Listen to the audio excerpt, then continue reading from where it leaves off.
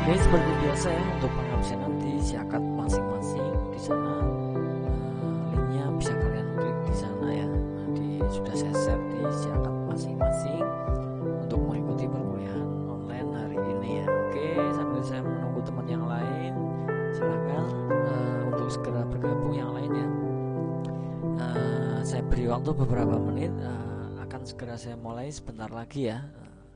Silakan untuk yang lain segera bergabung.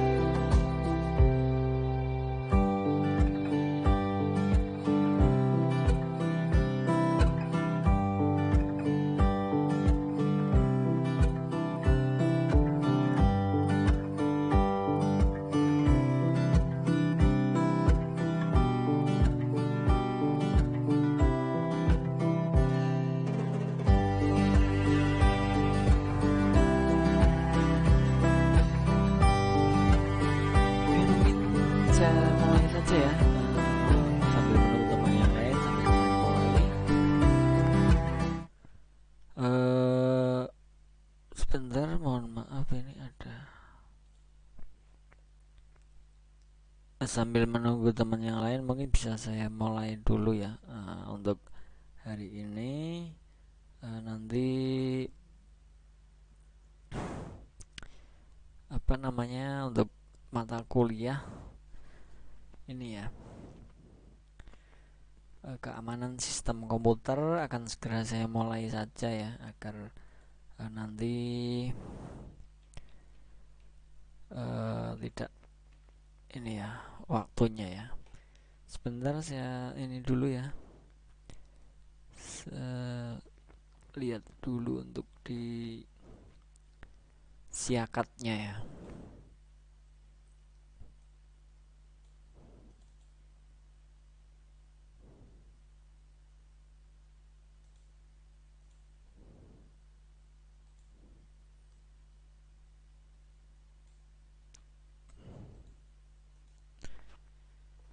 Oke, mungkin bisa kita mulai saja ya. Nah, untuk hari ini adalah topik pembahasannya adalah kriptografi ya. Kriptografi yang bisa untuk segi keamanan juga ya. Untuk sistemnya seperti apa bisa kita mulai saja. Untuk kriptografi sendiri adalah ilmu sekaligus seni untuk menjaga keamanan pesan. Misalkan dalam pesan di WhatsApp kalian itu sudah ada kriptografinya ya, keamanannya end to end biasanya seperti itu ya. Nah, itu adalah salah satu keamanan untuk kriptografi ya. Untuk pengirim dan penerima pesan, misalkan ya, ntar malam nonton yuk. Nah, karena ini kan hanya harusnya karena sudah dengan adanya kriptografi itu harus yang bisa membaca ataupun bisa melihat itu hanya pengirim dan penerima pesan. Jadi di pihak ketiga dari misalkan di WhatsApp ya, kita contohkan di WhatsApp. Jadi pihak WhatsApp tidak bisa melihat karena apa? Sudah ada kriptografinya, karena sudah ada keamanannya. Jadi memang ini apa namanya? Lebih apa namanya ya, karena ini adalah rahasia, jadi pihak WhatsApp pun dia tidak bisa melihat pesan antara pengirim dan penerima pesan karena sudah ada kriptografinya seperti itu ya. Nah, untuk pesan itu ada dua, ada plain text dan clear text. Nah, pesan dapat berupa data atau informasi yang dikirim melalui kurir, saluran komunikasi data dan sebagainya. Jadi misal saya contohkan lagi di WhatsApp itu kan pesan itu berupa data ya atau informasi yang dikirim dengan apa? Dengan komunikasi data, saluran internet, saluran sosial media dan sebagainya itu ya. Kemudian pesan dapat disimpan di dalam media perekaman, kertas, storage dan sebagainya. Jadi pesan yang dimaksud di sini adalah semisal itu pesan tersebut berupa media ya, media perekaman, ada kertasnya, misalkan filenya kemudian kita print kan itu kan masuk ke kertas. Kemudian ada lagi untuk storage atau penyimpanan, itu misalkan kita simpan di internal, memori internal HP kita. Misalkan ada teman kalian yang mengirim sebuah file, misalkan file jadwal perkuliahan misalkan, nah disitu kan bisa kita simpan di storage atau penyimpanannya seperti itu ya. Nah, agar pesan tidak dapat dimengerti maknanya oleh pihak lain, maka pesan disandikan ke bentuk lain. Nah, bentuk pesan yang tersandi disebut ciphertext atau kriptogram ya, tidak tergantung dengan suatu program ya. Menyesuaikan intinya seperti itu ya. Nah, untuk ciphertext harus ditransformasikan kembali menjadi plain text. Nah, saat kalian mengirimkan sebuah pesan ke teman kalian, itu nantinya akan berbentuk ciphertext. Agar apa? Agar tidak terbaca oleh pihak yang tidak berwenang misalkan ya. Karena sekarang kan banyak untuk yang bisa membobol, bisa mengenai informasi dan lain sebagainya. Itu sebenarnya banyak. Cuma itu tergantung medianya sendiri. Misalkan untuk Facebook, kemudian Instagram, WhatsApp dan lain sebagainya itu mempunyai kriptografi ya, atau keamanan masing-masing. Jadi untuk kriptografi sendiri khususnya itu bentuk pesan yang dikirim nanti yang sudah tersandikan itu berbentuk ciphertext ya nantinya ya. Nah, setelah nanti data ciphertext tersebut dikirim, nanti setelah sampai di penerima pesan, dari pengirim dan ke penerima itu, di penerima nanti akan ditransformasikan kembali menjadi plain text ataupun yang berbentuk tulisan yang semestinya. Nah, seperti itu ya. Nah, mengenai ciphertext itu adalah pesan yang tersandikan ya. Misalkan seperti ini ya, dia berbentuk tidak seperti ini ya. Ini padahal nanti malam kita nonton yuk, untuk pesan tadi yang dikirim oleh pengirim ke penerima ya. Nah, untuk pihak ketiga semisal mau mencuri data atau mencuri informasi, dia bingung ini tulisan apa. Nah, ini kan karena apa? Dalam hal ini datanya masih berbentuk ciphertext tadi ya, belum plain text ya, karena ciphertext sendiri yang tersandikan ya, dia bentuknya aneh karena belum ditransformasikan. Nah, setelah nanti sampai di penerimanya barulah ditransformasikan atau diartikan kembali menjadi plain text-nya agar bisa terbaca untuk pesan tersebut ya. Nah, seperti ini untuk prosesnya menjadikan plain text menjadi ciphertext disebut encryption atau encrypting. Jadi di setiap pesan itu pasti ada enkripsinya ya.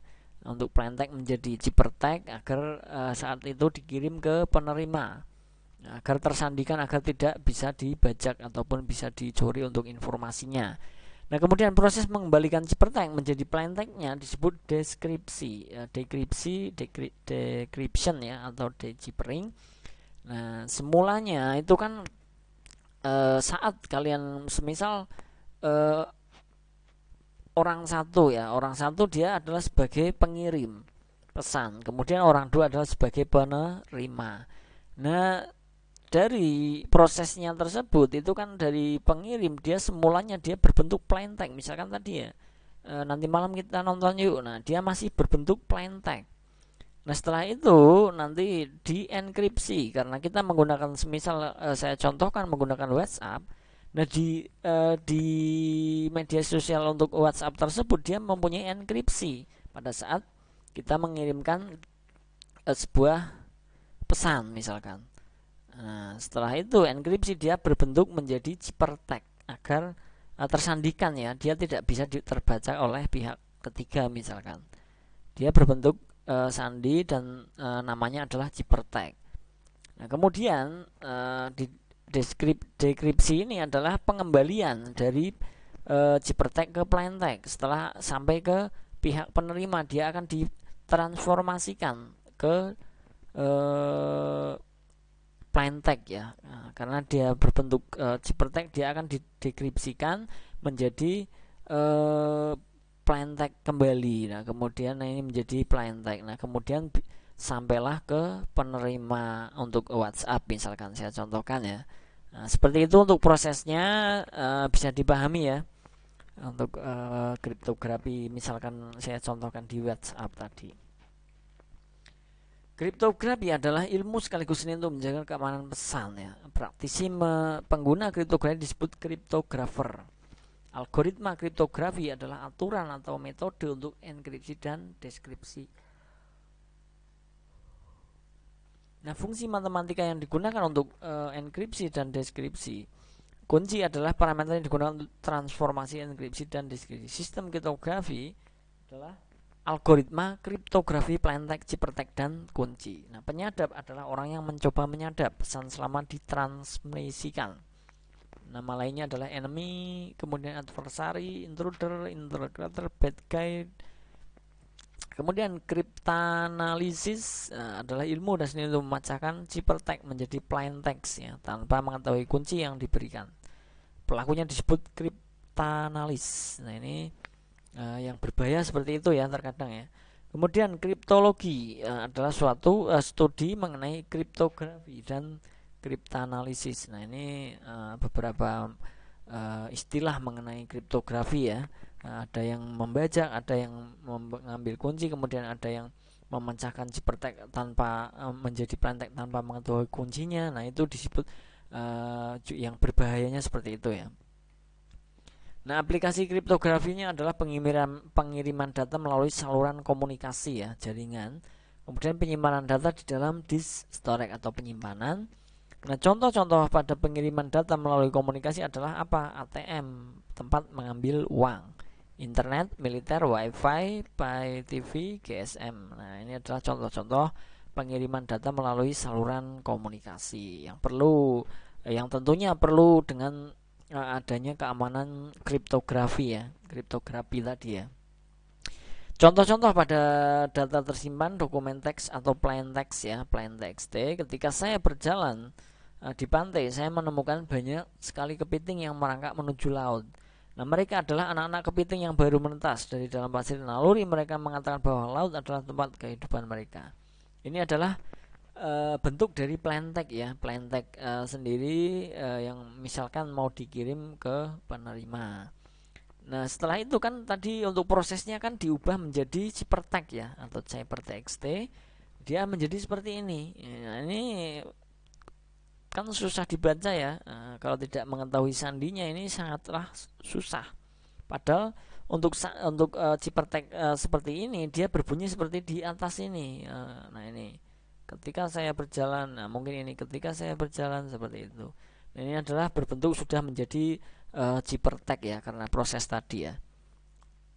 Nah, ini untuk plain text gambar juga seperti ini ya. BMP-nya dia saat kita mengirimkan gambar seperti ini misalkan, nah, kita ubah dulu, bukan kita ya, memang diubah oleh dari sistemnya ya. Dia berbentuk seperti ini ciphertext-nya ya. Jadi tidak bisa dilihat oleh pihak lain ya, selain pengirim dan penerima, intinya seperti itu. Nah, dokumen basis datanya plain text-nya misalkan siswa misalkan NIM 1 Yasmin, tinggi 160, berat 46.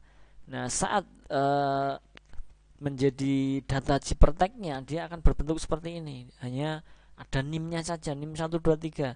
Nah, namanya dia tidak terbaca karena dia tersandikan ya, tersandikan saat akan dikirim, dia berubah menjadi Cipertek dulu ya.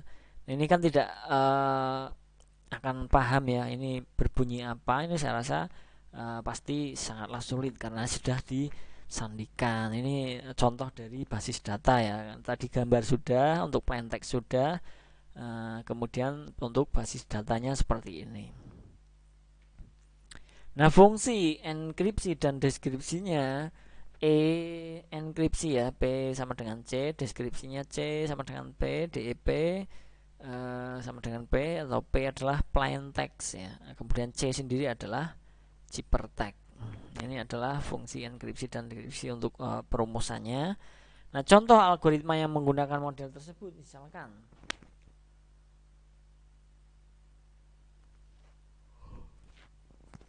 di sini saya contohkan stream Cipher ya. Setiap huruf dari plain text dipetakan ke dalam Cipertek nantinya ya, pada saat tadi ya, untuk pengiriman data ataupun informasi. Misalkan plain text let use talk 1 to 1. Ini saat menjadi Ciperteknya dia akan menjadi F5N OMN1 FE1 IH5N IH5. Nah, seperti ini ya untuk contoh dari algoritma model tersebut ya. Nah, dia berbentuk ini plain text-nya seperti ini, kemudian untuk saat berubah menjadi Cipertek-nya seperti ini. Ini kalau orang yang tidak mempunyai sandinya, saya rasa tidak akan tahu ya dia berbunyi apa sih untuk F5N OMN ini, dia berbunyi apa. Ternyata dia berbunyi let use talk 1 to 1. Nah, misalkan seperti itu ya. Nah, algoritma enkripsi dan deskripsi, kekuatan algoritma kriptografi tidak ditentukan dengan menjaga kerahasiaan algoritmanya. Nah, cara tersebut tidak aman dan tidak cocok lagi pada saat ini ya. Pada sistem kriptografi modern, kekuatan kriptografinya terletak pada kunci yang berupa deretan karakter atau bilangan bulat, dijaga untuk kerahasiaannya ya.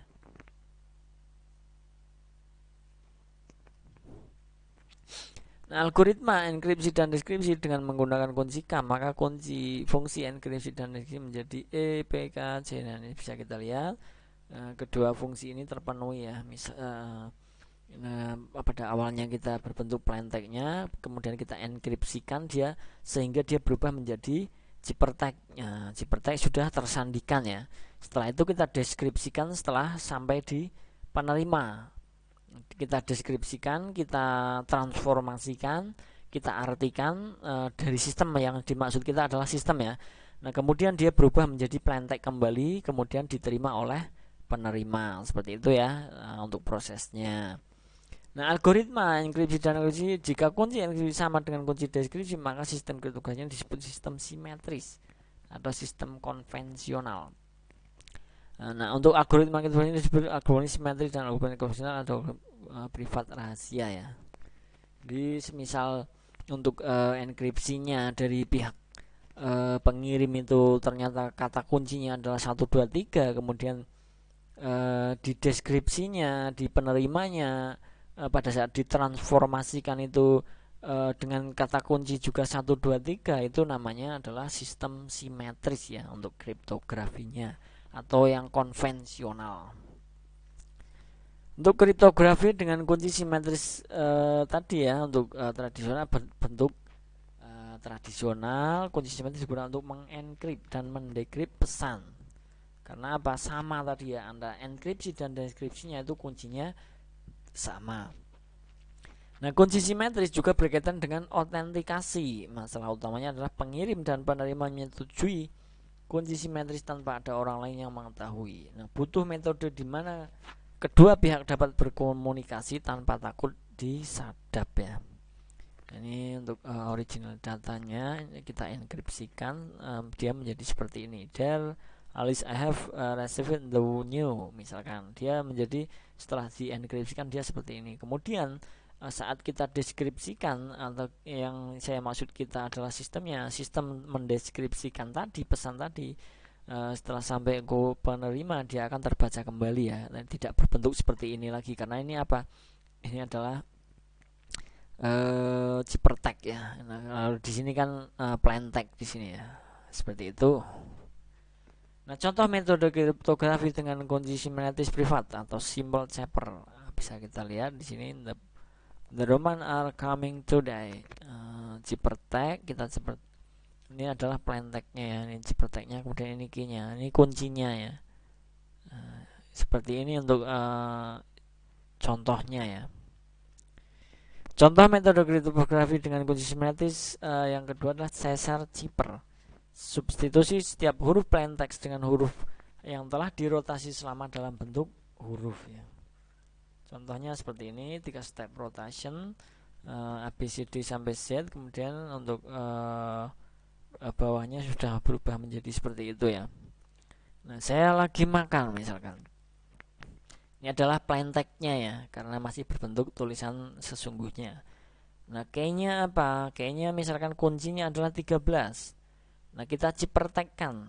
Saya, ini misalkan saya lagi makan, dia setelah dengan kunci 13 tadi dia akan menjadi FNLN, karena N sendiri adalah A ya, ini adalah S, kemudian Y berubah menjadi L, seperti itu untuk contoh kunci 13 nya ya. Ini adalah contoh dari kriptografinya. Nah, contoh metode kriptografi dengan kunci simultaneous yang ketiga adalah running key zipper. Nah, karakter zipper tag ditentukan pada pertemuan antara baris dan kolom.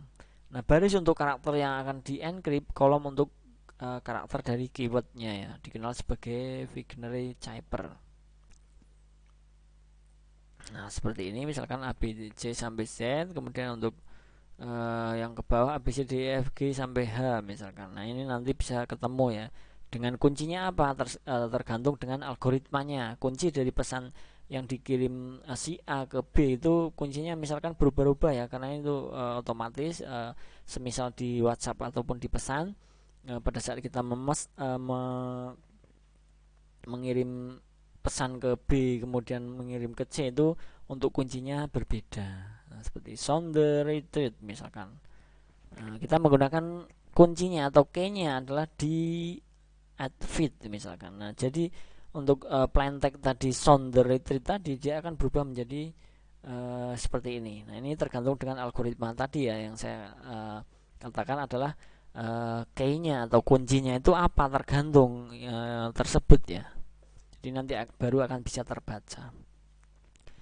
Zipper tag, nah ini key-nya untuk 13 misalkan, atau ke BIP ya. Algoritma enkripsi dan deskripsi. Nah, beberapa sistem kriptografi menggunakan kunci yang berbeda untuk enkripsi dan deskripsi. Misalkan kunci enkripsi adalah K1 dan kunci deskripsi adalah K2. Nah, ini karena ini yang tadi kan sama ya, antara enkripsi dan deskripsinya itu kuncinya sama, sedangkan untuk yang ini adalah kunci enkripsinya sama dengan deskripsinya itu berbeda untuk kuncinya ya. Yang dalam hal ini adalah K1 tidak sama dengan K2 ya, karena beda untuk kuncinya.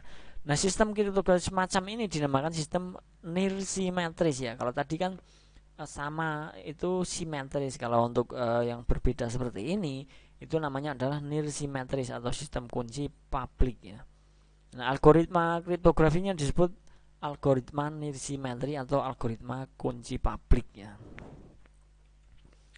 Bisa kita lihat, di sini ya, plain text-nya semisal saya ataupun apalah ya, kita enkripsikan menjadi zipper tag. Nah, nanti dideskripsikan sendiri itu menggunakan kunci 2, beda. Tadi untuk saat kita enkripsikan plain text tersebut kita menggunakan kunci 1. Nah, sedangkan setelah menjadi zipper tag tadi sampai di penerima, dia dideskripsikan atau ditransformasikan dengan kunci yang berbeda, yaitu K2 atau kunci 2. Barulah nanti akan menjadi plain text atau yang bisa dibaca. Seperti ini bedanya tadi ya. Nah, kalau ini kan simetris, yang tadi adalah simetris ya, yang dengan kunci yang sama tadi ya antara enkripsi dan deskripsi, sedangkan yang ini adalah Antara enkripsi dan dekripsi itu mempunyai kunci masing-masing, jadi tidak sama.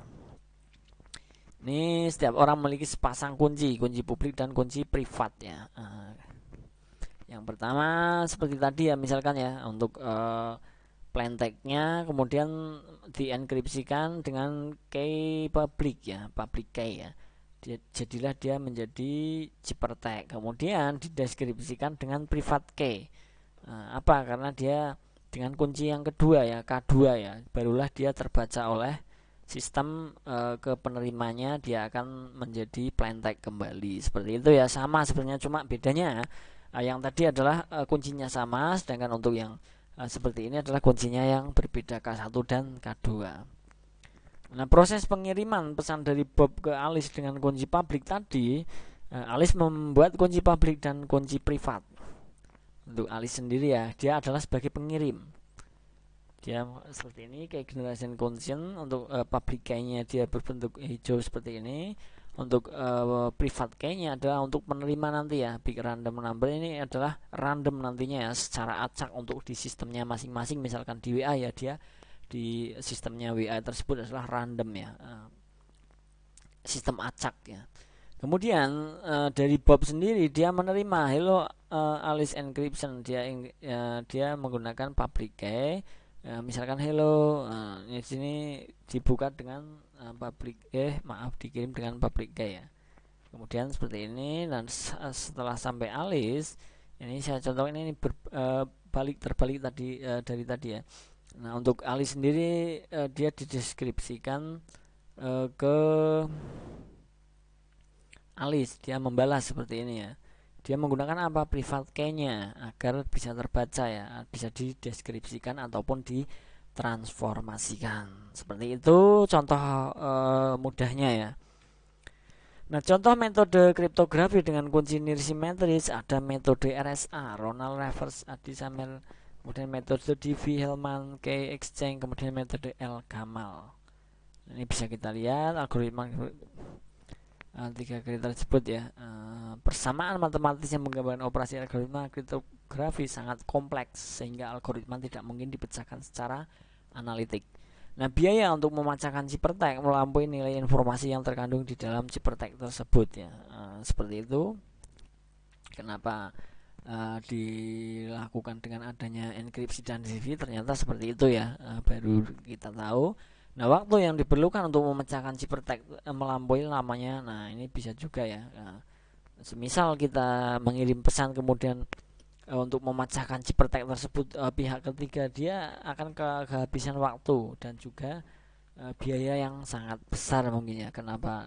Karena sudah menggunakan tadi ya, enkripsi atau kriptografi ya. Kriptografi tersebut ada enkripsi dan deskripsinya. Kemudian ada one way function atau fungsi hash, merupakan satu arah yang dapat menghasilkan ciri signatur atau data atau berkas ya. Nah, fungsi yang memproduksi output dengan panjang tetap dari input berukuran variabel. Perubahan satu bit sama saja mengubah keluaran hash secara drastis. Digunakan untuk menjamin integritas dan digital signatur. Contohnya MD5 message digest hasilnya 125 bit. Bisa secure hash function hasilnya 160 bit, 256 bit, 512 bit. Oke, seperti itu ya. Saya rasa tadi ada kriptografi yang simetris dan nirsimetris sudah saya jelaskan ya. Paham mungkin ya. Nah, ini karena materinya memang masih banyak sekali, ini tidak mungkin saya sampaikan satu pertemuan ini ya. Jadi sampai di sini dulu, mungkin bisa dilanjut ataupun nanti saya share materinya di Classroom ya. Saya share di Classroom biar untuk selebihnya atau sisanya bisa kalian pelajari lebih lanjut, pelajari sendiri ya. Seperti itu. Semisal ada yang ditanyakan silahkan, kalau tidak ada akan segera saya akhiri untuk pertemuan hari ini ya, untuk materi kuliah keamanan sistem komputer ya.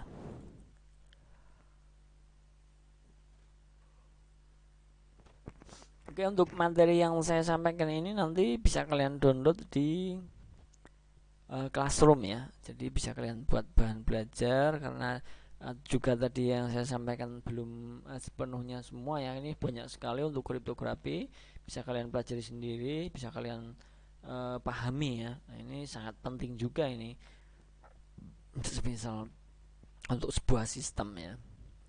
Oke, karena tidak ada yang dipertanyakan ya, saya rasa nanti semisal ada pertanyaan di belakang silakan dipertanyakan ataupun bisa kalian pelajari untuk materi hari ini ya. Nanti bisa di-download di Classroom untuk bahan belajar kalian. Oke, terima kasih untuk teman-teman semua yang sudah hadir pada perkuliahan hari ini. Semoga apa yang saya sampaikan bisa dipahami dan bisa bermanfaat untuk kita semua. Saya akhiri. Wassalamualaikum warahmatullahi wabarakatuh.